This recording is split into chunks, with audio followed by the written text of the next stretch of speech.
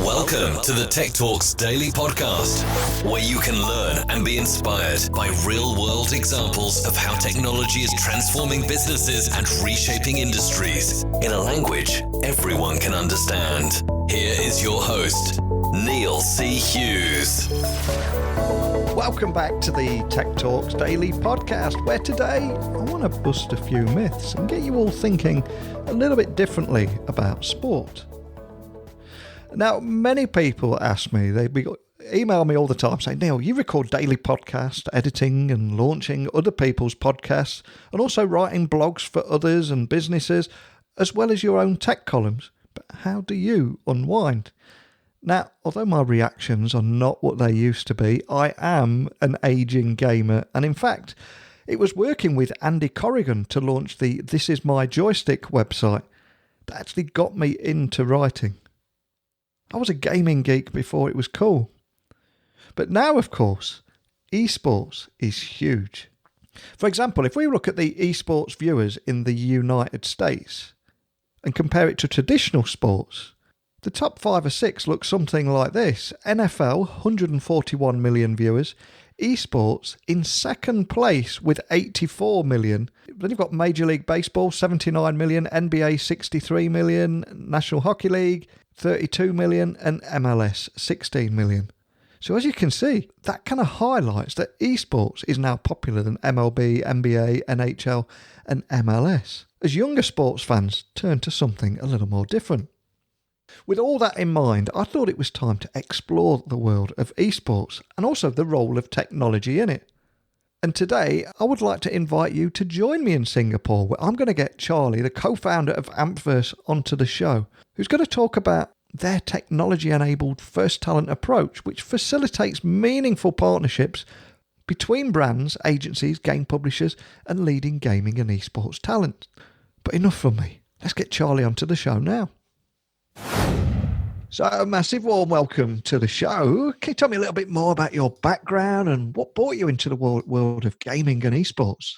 Sure. So, yes, I'm the co-founder and chief commercial officer for Ampverse.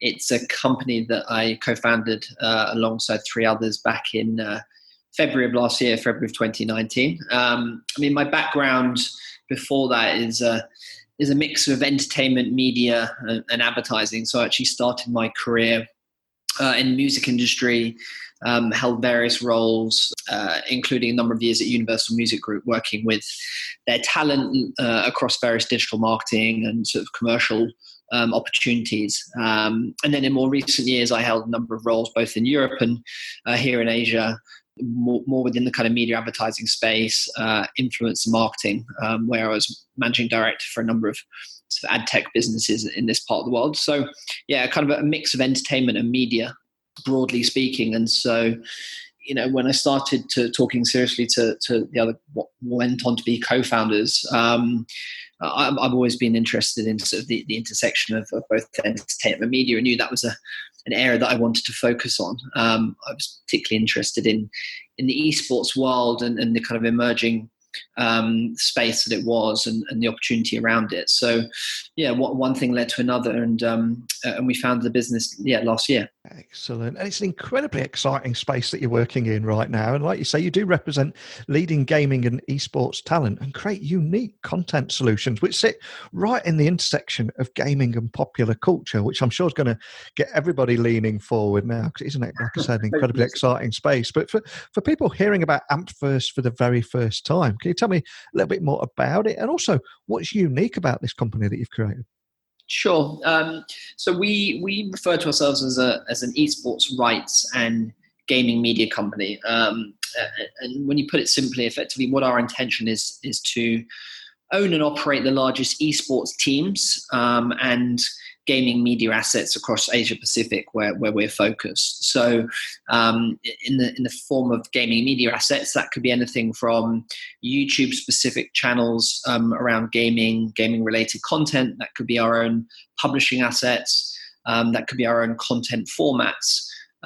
So on one side, we're effectively an IP owner on the content side. And then on the other side of our business, we're a rights holder, where we either exclusively sign and manage or own teams within the kind of gaming and esports space. We think we have a pretty interesting business in the sense that there's sort of natural synergies that brings, both representing talent and building kind of content and IP.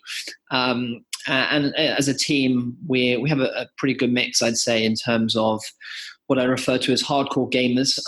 So two of our co-founders came from Twitch, which was Amazon's gaming business. Our co-founder and CEO came from Havas. Obviously, my background, as I mentioned, in sort of universal music as well as more recently media. So we have a fairly good sense of the kind of both the kind of gaming and esports space, but also the media space, and how to hopefully kind of connect those two worlds to sort of drive value. And what I love about you is you've got this technology-enabled talent-first approach. And correct me if I'm wrong, but I believe that your approach there facilitates meaningful partnerships between those brands, agencies, game publishers, and leading games and esports talent. But what are Ampverse's key business objectives and all that? Yeah, absolutely. Like you say, so we fundamentally want to, identify the kind of the leading talent across this region, and we feel like we're particularly in a very exciting part of the world for that, given the kind of breadth and depth of great talent, both here in Southeast Asia specifically and further afield. And so we work to identify that talent, as you mentioned, using sort of various different sort of data and kind of market forecasting. We identify which talent we think has sort of opportunity and the ability to kind of build both kind of a presence with brands and with obviously their audiences themselves. So kind of connect that talent with brands, as well as identify the kind of leading teams across this region. There are a number of kind of emerging esports teams across this space who are fantastic at what they do, but don't necessarily have the means or the experience of understanding how to work with brands and how to kind of help brands realize the value of a partnership. So in that sense, we see ourselves as playing an intermediary role, kind of connecting the two. But as I said a minute ago, ultimately with all that in mind, we want to sort of build out this portfolio of teams and build out this portfolio of kind of gaming media assets that we own across the region. I mean, that's our kind of key vision, key focus. And you are a relatively young company, but this space moves at 1,000,000 miles an hour. So what are your expansion plans for this year and beyond? Is there anything you can share with me on that? So we started the business in February of last year in 2019. And we actually launched first in Thailand. Thailand's a very interesting market because it's both a sort of buoyant digital market and also a very big gaming market. So it was a good kind of test market for us, and we're very pleased with how that sort of first year went. Moving forward, we're now looking to expand across Southeast Asia. So our next market that we're looking at going into fairly shortly in this sort of first half of this year is Indonesia, and then likely Vietnam to follow that. Beyond that, there are other Southeast Asian markets we're looking at, as well as broader markets across Asia Pacific, including the likes of India. So I guess when we kind of look ahead to the end of 2020, hopefully we'll have a regional business across Southeast Asia, as well as kind of continue to build out our relationships with esports teams, with gaming talent, and to continue to sort of launch our own gaming media assets, as I mentioned earlier. And there are some huge figures attached to esports now, and it's not uncommon to see huge stadiums full of people watching their favourite teams. But what do you see the future of the game industry being, and where are we heading in 2020 and beyond? Do you see any big changes there?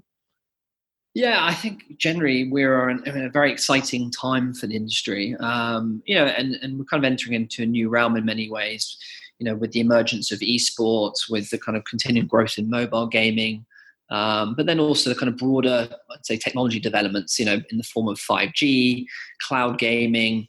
These are all going to impact gaming for the better in terms of, scaling the audiences that can kind of, play and activate in this space. I also think there's a kind of interesting kind of broader sort of cultural convergence that's sort of playing out in the sense of, for many years, gaming wasn't cool. Gaming was a thing that was, a nerdy thing to do. And wasn't something that people would want to kind of, publicly shout about. But the reality is that is that sort of cultural stereotype is being broken for the better. And it's fantastic to see that gaming is really kind of coming into its own, that esports is really coming into its own. And you're seeing that play out in the sense of, the kind of convergence between fashion and gaming, convergence between music and gaming. In recent weeks and months, we've seen partnerships with, Louis Vuitton entering into the space with their partnership with Riot Games. We've seen a number of high-profile musicians globally, publicly get involved with the kind of gaming and esports space. So I think this sort of cultural convergence piece that's happening is really, really interesting. And gaming really kind of sits at the intersection of a lot of this. And as well as I said, kind of, beyond that, then the broader technology developments such as 5G, as I mentioned, I think is just continue to grow the space and kind of grow the audiences that can kind of engage with gaming. It really is. I'm seeing so many people investing in this. I was speaking with Gary Vaynerchuk late last year, and he had just invested in a Call of Duty team as well. But over there in Asia, I mean, you're in the perfect position here. So what is it that you think makes Asia attractive to gaming and esports industries? Well, I think it's down to a number of reasons. I think firstly, we're a mobile-first region here, which means that access to games, be them casual or more competitive, are readily available and, if not free, at much lower price points than often Western markets, who historically are more kind of console-led. It's probably stating the obvious, but the sheer size of the addressable market here is huge. Aside from the obvious markets that are more commonly talked about, like China, there are some very exciting, developing countries in this part of the world. You look at a market like Indonesia that has a population of 270 million people versus USA, which is sort of 320 million, puts it in perspective. So as a result, here in APAC, I think we're forecasting about 1.5 billion gamers across the region this year. So you have the kind of the broader addressable market. Then you have the kind of more, I'd say, sort of macro trends about the fact that we're in a very buoyant digital economy, rapidly expanding middle class. These sort of trends make the region exciting for both gamers and marketeers alike. So I think it's a combination of all these factors really that makes Asia particularly interesting at the moment. Well, I think for most people listening, when they think of gaming, esports, and the region in Asia they'll be thinking of games like Dota, Counter-Strike, League of Legends, StarCraft. They're just a few games that come off the top of my head there. But can you tell me more about the growth of esports in Asia, and what are some of the trends that you might have noticed? And also, what are the factors that have led to its competitive edge over these other gaming avenues out there? Yes, well, yeah, it's interesting. A number of the games that you just mentioned have a lot less popularity in this part of the world. As I mentioned, we're really in the kind of mobile space here. So the games here, like Mobile Legends or ROV, games are very popular in Southeast Asia and Asia, but less so in other parts of the world. But yeah, esports is ultimately the competitive subset of the overall gaming industry. And it's growing rapidly, but it's still nascent relative to the overall market. It's well documented, but emerging markets in Southeast Asia, Thailand, Philippines, Vietnam, etc., they all bypassed PC and went straight to mobile. And so as a result, the device penetration and the fact that kind of more and more people can play games on more affordable devices, coupled with the fact that the game developers, both in Western markets and also here in APAC, have been particularly good at optimizing games for these kind of devices to drive more adoption, more engagement. So I think it's a combination of these trends that are sort of fueling the growth, coupled with some of the kind of factors I mentioned earlier on this call in terms of 5G and cloud, which are also coming into the fray in terms of opportunities moving forward. And Asia is home to some of the largest gaming markets and leading players in this space. So how would you say the growth of the sector compares to, let's say, its counterparts in the West? Are there any big differences there, do you think? Yes, well, APAC consists of about half the global market. So it's around 75 billion of a $150 billion global market. Southeast Asia, as I mentioned specifically, is the fastest growing region globally, having grown anywhere between sort of 17 and 20%, depending on who you talk to or which report you read.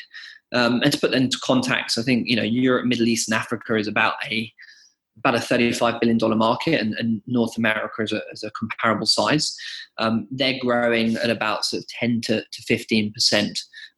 So not growing at quite the same pace as say, Southeast Asia. But interestingly, China was the largest gaming region, if you refer to it as a region globally, but North America has outgrown that relative to China. So North America is still continuing to show sort of good growth. But Southeast Asia is certainly leading the way globally at this point in time. And like you say, it is an incredibly exciting space at the moment, and there's a lot of opportunities. But with that, of course, there will also come a few hurdles that lie ahead, both for gaming and esports industries.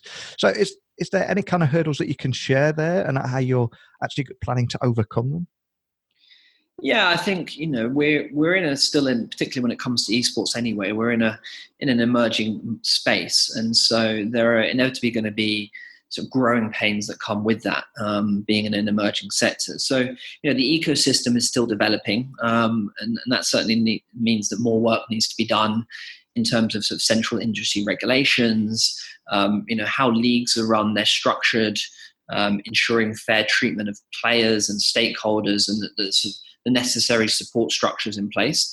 Ultimately, publishers are key to the overall esports ecosystem, as they are, critical to the formation of the leagues themselves. But like with any other sports, football, it's important that there's a sort of fair and balanced framework and ecosystem in place. And so, there'll inevitably be bumps along the way as kind of the industry finds its way, but it's certainly moving in the right direction. And what do you think emerging tech's role is in the gaming industry? Because there's so much coming through now. Obviously, we've got 5G and blockchain and so many other different emerging technologies. But what kind of effects do you think they're going to have on the gaming industry? Well, technology in its various guises is critical, and it's the backbone of ultimately what is a fundamental digital entertainment form in gaming and sport in esports. So, from a technology perspective, that encompasses everything from, I'd say the continued innovation around how game publishers use technology to create more immersive experiences, through to the live streaming platforms, which form a big part of how gaming content is consumed and the kind of experiences they build around that. As we've mentioned, obviously, then technologies like 5G and cloud gaming will take the gaming adoption to a whole new level. So, I'm interested. Who knows what the next sort of 6 to 12 months holds? But I think, if you look at technologies such as 5G, for example, the way I sometimes think about it is if you were to compare it to other entertainment forms, be that movies or the music industry, whilst the experience and latency and what have you will certainly create for a better experience in music and movies, I don't think anyone today is sort of listening to their Spotify playlists and thinking how 5G is going to kind of revolutionize that experience. But in the context of gaming, there is still so much that can be done, in terms of more immersive experiences before you even start thinking about kind of AR and VR and what that will do looking ahead. So I think of all the kind of entertainment forms, gaming is set to benefit most from some of these new technology developments. But I'm interested to, like everyone else, to see how that plays out. And of course, in the world of marketing, we have marketing technology, or MarTech. I'm curious, what is the relationship between marketing and gaming? Because I would imagine that it plays a big part in all this as well, doesn't it? Yes, absolutely. I think the best way that I'd summarize the relationship between marketing and gaming is we're in a period of pretty rapid transition. So I guess by that what I mean is that historically, gaming has had somewhat negative connotations for many brands, historically largely due to in-app advertising, and for a number of brands, the sort of questionable levels of brand safety. But the ways in which brands can engage with the gaming community has evolved substantially of late. And there are never been more ways that brands can do that and can find ways to reach these audiences. That starts from anything from sort of more lower barrier to entry influencer marketing campaigns through to sort of longer term partnerships with eSports teams or leagues, or building kind of custom or sort of proprietary content formats. So I think there's more and more ways that brands can work and kind of engage in the space, which is fascinating. And I think as a result, brands are increasingly leaning in and recognizing that it's a highly effective way to reach particularly a younger audience who block ads and are even less engaged with traditional sports. But that being said, it is new, and it understandably requires education to help brands navigate the space. And that's ultimately part of the job that we see for ourselves here at Ampverse.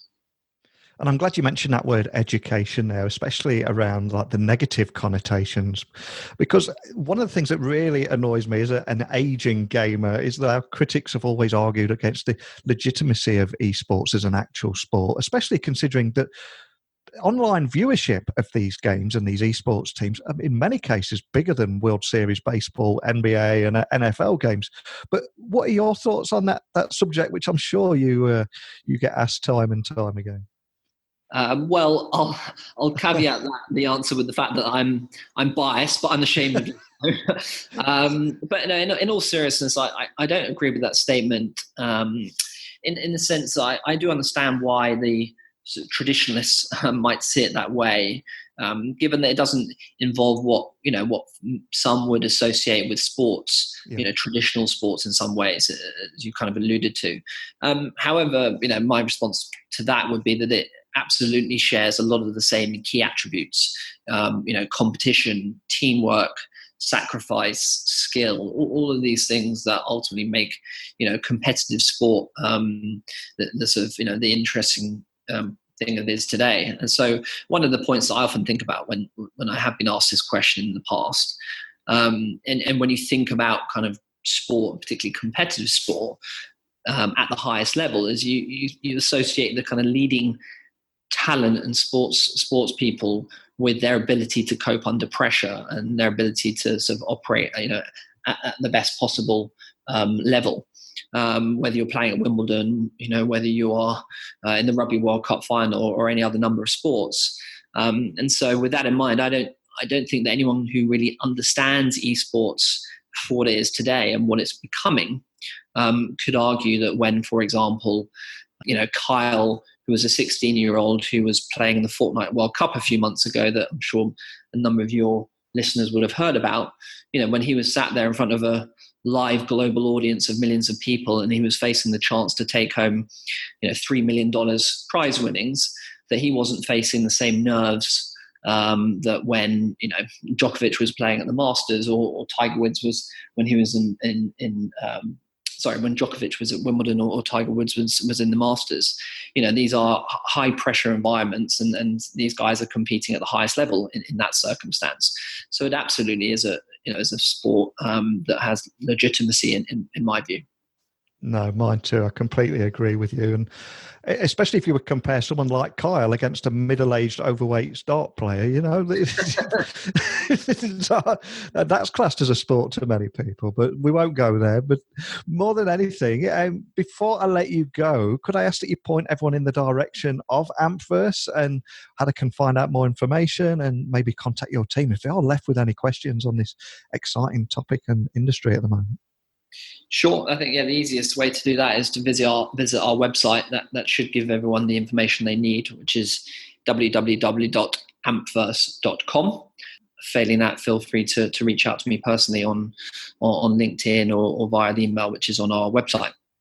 Excellent. Well, I'll add all those links to the blog post that will accompany this podcast episode. But more than anything, I appreciate it is quite late in Singapore. Just a big thank you for taking the time to come and speak with me and share your story with the listeners today. Thanks again.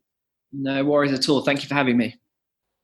One of the big takeaways from that conversation for me is how the APAC region has skipped PC and gone straight to mobile first. And as a result, it's actually having a transformative effect on the region, and also an advantage over the West in many ways, because they're still locked to their traditional computer and a little bit nervous about being completely 100% mobile first. Not to mention the exciting space of eSports at the moment and how it's engulfing the world, really, as many turn their back on traditional sports and turning to technology, digital games and eSports. But please share your insights, expertise, or anything you think we missed from today's conversation by simply emailing me, techblogwriter@outlook.com. Twitter, Instagram, LinkedIn is just @Neil C. Hughes, and my website is techblogwriter.co.uk. So I hope you enjoyed today's episode as much as I did. I'll return again tomorrow with a completely different topic about how technology is transforming our world. So a big thank you for listening, and until next time, don't be a stranger. Thank you for listening to the Tech Talks Daily Podcast with Neil C. Hughes. Remember, technology works best when it brings people together.